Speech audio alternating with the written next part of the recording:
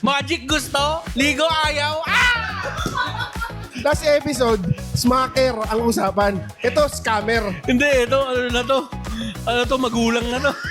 Nagdatingan na rin ang mga commander decks. And I really feel like Secrets of Strixhaven is possible lang to Okay. the best in-universe Magic set of 2026. Alam mo kasi si Magic, alam mo si Wotzi, kapag ka may puso yung set na ginagawa nila, hindi lahat ng set na nahahawakan nila, technically gusto nila. Tapos, ang gagawin nyo, syempre, dito kayo, aangas-angas kayo, papataasan kayo ng ihi. Naglalaro kayo ng casual format.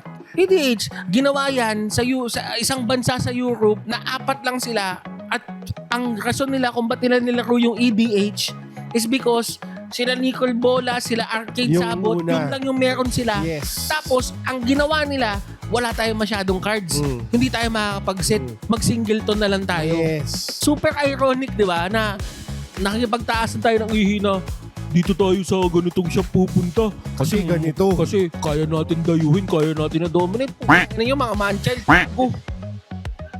Puso, inom ka tubig. Madami akong kakilalang mga super competitive EDH players na they don't look down on casual players.